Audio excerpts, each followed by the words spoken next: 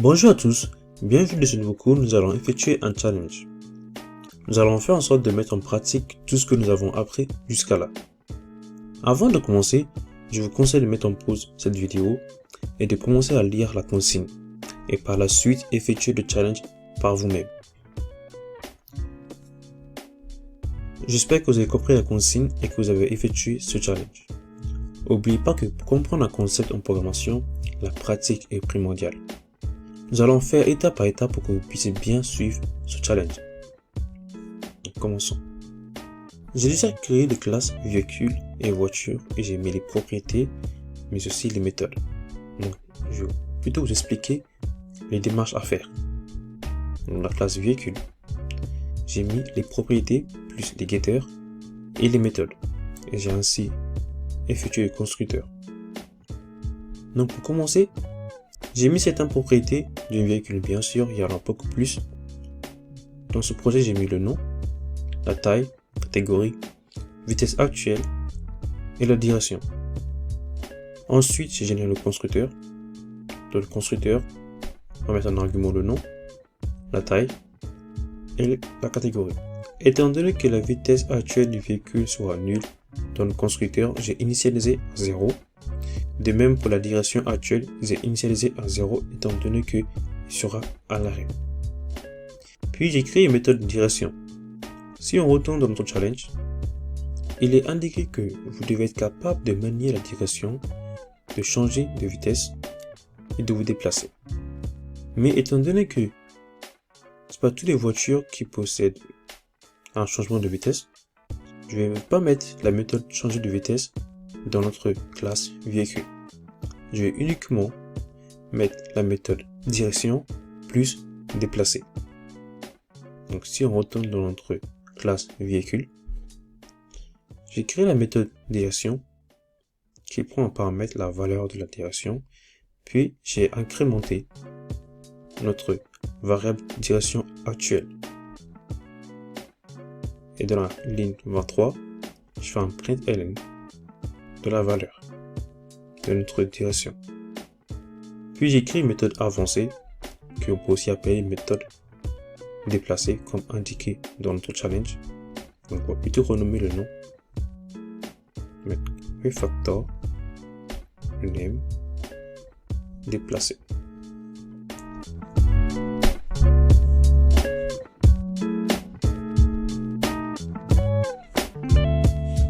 Déplacer. Et dans cette méthode, on va mettre au paramètre la vitesse, puis la direction de la voiture. Et on va dire la vitesse actuelle va être égale à la valeur qu'on va recevoir dans notre méthode. La direction actuelle va être égale à la direction qu'on va recevoir dans notre méthode. Puis on affiche les deux valeurs, direction actuelle et vitesse actuelle. Puis j'ai créé une méthode stop qui va initialiser la valeur de vitesse actuelle à 0 étant donné que notre véhicule est à l'arrêt. J'ai mis cette méthode là dans notre classe véhicule car tout véhicule s'arrête et se déplace. Puis j'ai généré les getters et setters dans notre classe. Donc jusqu'à là, nous avons créé la classe véhicule, puis la classe voiture, on va le faire un peu plus tard. Et nous avons mis les propriétés et les méthodes qui correspondent à notre classe véhicule, c'est-à-dire la méthode direction, se déplacer, et éventuellement la méthode stop que nous n'avons pas indiquée dans notre. Nous allons juste l'indiquer ici, méthode stop. J'espère que vous avez compris comment j'ai créé la classe véhicule et ensuite mettre les propriétés et les méthodes qui vont avec. Maintenant, on va tourner dans la classe voiture. J'ai créé la classe voiture qui est stand véhicule. J'ai mis les propriétés d'une voiture. Bien sûr, il n'y a pas toutes les propriétés. Donc, première propriété est la roue, la porte, la vitesse et ensuite j'ai mis manuel pour indiquer si la voiture est manuelle ou automatique. qui est un booléen. Et pour finir, dernière propriété est la boîte de vitesse actuelle, s'il y a 2, A1, A3 ou A4. Et ensuite, j'ai généré le constructeur en utilisant super pour appeler le constructeur de notre classe mère qui est véhicule.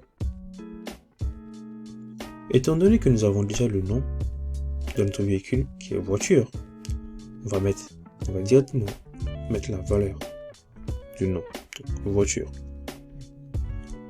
Et nous allons enlever le paramètre string nom. Maintenant, nous avons notre constructeur avec l'appel du constructeur du véhicule. Puis dans le constructeur, j'ai initialisé la valeur de boîte de vitesse actuelle à 0, étant donné que la voiture sera à l'arrêt pendant la création d'une autre voiture avec le constructeur. Dans voiture, j'ai mis boîte de vitesse, étant donné qu'on peut changer de vitesse. Donc de là, j'ai créé une méthode changer de vitesse qui va prendre le paramètre vitesse actuelle. De la boîte de vitesse va être égale à la vitesse actuelle. Ou pour être plus compréhensible, nous allons changer le nom, on va mettre boîte. On va mettre boîte de vitesse actuelle. Puis nous allons faire 10, c'est-à-dire notre variable ici va être égale à la valeur qu'on va recevoir ou à l'argument qu'on va recevoir dans notre méthode changer de vitesse. Puis on affiche la boîte de vitesse que la voiture aura. On va changer le nom de notre méthode changer de vitesse. On va mettre changer boîte de vitesse. Ça va être plus compréhensible. Donc là, dans le print, nous allons changer ce qu'on a mis. On va mettre change boîte de vitesse. Boîte de vitesse. Et là, on affiche. Puis, il y a une méthode changer de direction. Donc, ici, le pronommer, mettre changer de vitesse. On paramètre la vitesse de la voiture, puis la direction. Et on appelle la méthode déplacer, qui se trouve dans notre classe mère véhicule. Ici. Donc en argument, on va avoir la vitesse plus la direction. Là, en argument, on a la vitesse plus la direction. Donc, on va changer de println, mettons changer vitesse. Et là, on va mettre la vitesse qu'on a mis. Paramètre. Puis j'ai généré l'éditeur et setter. Maintenant, si on retourne dans notre challenge, nous avons effectué la première partie qui est de créer la classe véhicule, la classe voiture qui hérite de la classe de base qui est véhicule. Maintenant, on va passer à cette étape qui dit enfin créer une autre classe, un type spécifique de voiture qui hérite de la classe voiture. On va continuer cette étape dans une prochaine vidéo. À bientôt.